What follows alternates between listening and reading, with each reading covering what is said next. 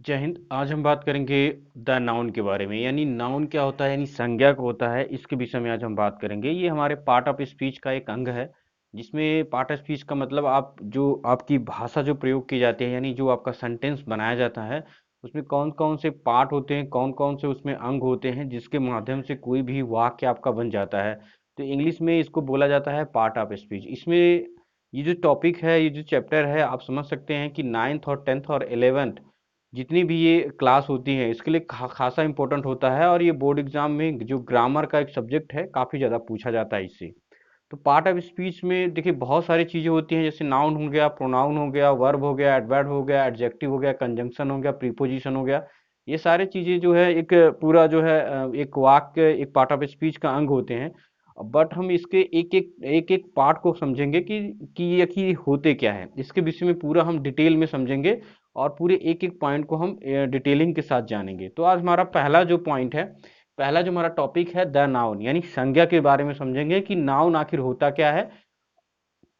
Noun के विषय में आज जानेंगे। तो नाउन देखिए, आपको मैं बता देता हूँ, किसी भी वाक्य में नाउन सबसे इंपॉर्टेंट होता है, खासा इंपॉर्टेंट होता है। विदाउट नाउन जो है कोई भी वाक्य नहीं बन सकता है।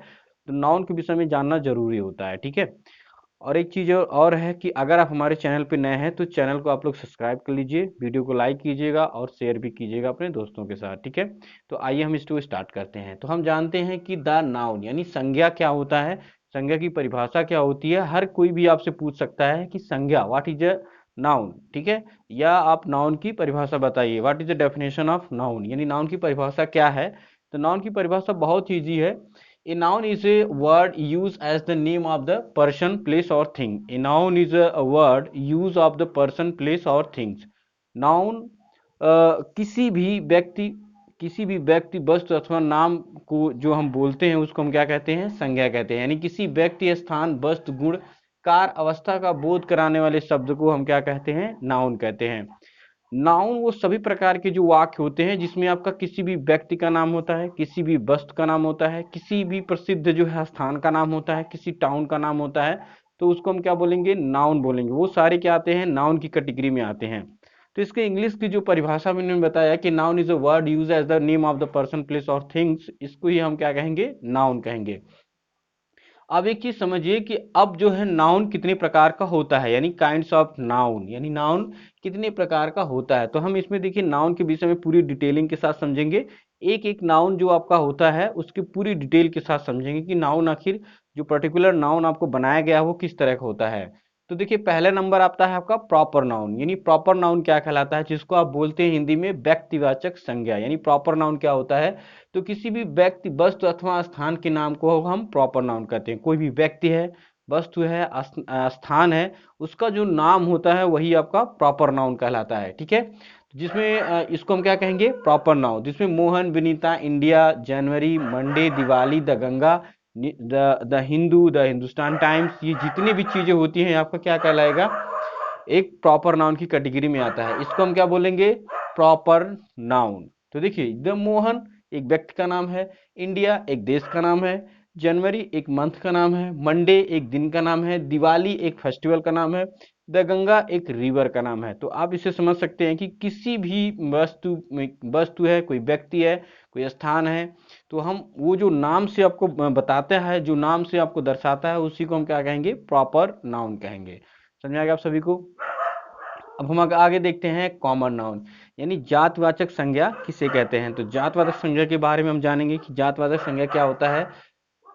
यानी जिस जिस नाम से किसी वर्ग या समूह का बोध होता है, कोई नाम है जिससे किसी वर्ग या समूह का बोध होता है, उसे हम कॉमन नाउन कहते हैं। जैसे मान लीजिए आपका राजा, तो राजा वो कहीं का हो, बशर्ते हम उसको, अगर राजा कहीं का होता है तो उसको हम एक ही नाम से बुलाएंगे, वो किंग, किंग के नाम से बुलाते हैं। आर्मी, आर्मी कहीं का हो लेकिन उसको हम किससे दर्शाते हैं, वो आर्मी के ही नाम से वो जाना जाता है, तो उसको हम क्या बोलेंगे, कॉमन नाउन, यानी जातिवाचक संज्ञा के नाम से जाना जाता है। जैसे boy, girl, river, mountain, ocean, building, newspaper, state, country, day, month, festival, ये सारे जितने भी आपके नाम आते हैं ये किसी न किसी जात समूह से जो है जुड़े होते हैं। जैसे अगर हम बॉय की बात करेंगे तो लड़के, लड़का यानी एक पूरी जात को दिखाता है कि लड़का जो है एक जात समूह को दर्शा रहा है।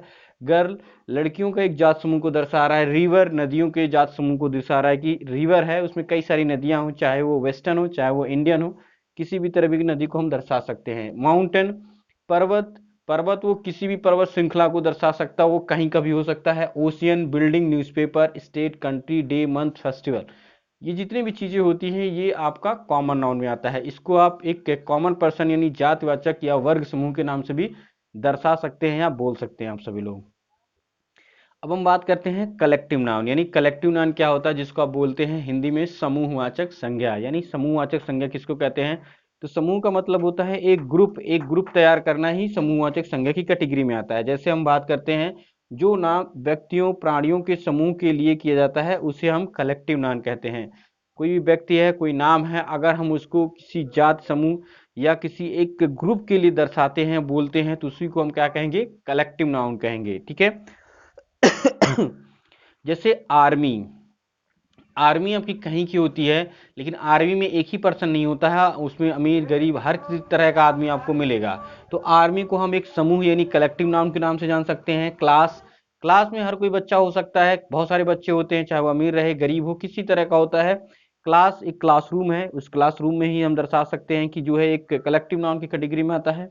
बंच यानी गुच्छा, अंगूर का गुच्छा हो या चाबी का गुच्छा हो, किसी भी तरह का आपका जो बंच होता है उसी को हम क्या बोलेंगे, समूहवाचक संज्ञा कहते हैं। टीम, टीम चाहे वो फुटबॉल का हो, क्रिकेट का हो, हॉकी का हो, कोई भी टीम हो, लेकिन हम उसको टीम्स के नाम से जो है जानते हैं तो इसको कलेक्टिव नाउन में जानेंगे। लाइब्रेरी, क्राउड, ये सारी जो चीजें होती हैं ये कलेक्टिव नाउन की कैटेगरी में आती हैं, इसको हम कलेक्टिव नाउन बोलेंगे। तो अगर किसी भी वाक्य में आपको इस तरह के वर्ड मिलते हैं तो आप समझ जाना है कि ये एक कलेक्टिव नाउन है। राइट। नेक्स्ट हम देखते हैं मटेरियल नाउन, यानी मटेरियल नाउन क्या होता है, तो मटेरियल नाउन में आप देखेंगे जिसका नाम होता है हिंदी में पदार्थवाचक संज्ञा। जिस नाम से ऐसे किसी पदार्थ का बोध होता है जिससे कोई अन्य वस्तु बनाई जा सकती है उसी को हम क्या कहेंगे, पदार्थवाचक संज्ञा कहते हैं। ठीक है, इसको हम मटेरियल नाउन कहेंगे या पदार्थवाचक संज्ञा कहेंगे। जैसे आपका गोल्ड हो गया, सिल्वर हो गया, आयरन हो गया, वुड हो गया, कोल, व्हीट, राइस, कॉटन, ये जितनी भी चीजें होती हैं इससे आप कोई ना कोई चीज बनाते हैं तो इसी को हम क्या कहेंगे, मटेरियल नाउन यानी पदार्थवाचक संज्ञा। अब हम 5वें नंबर की बात करते हैं अब्स्ट्रैक्ट नाउन यानी भाववाचक संज्ञा के बारे में बात करते हैं।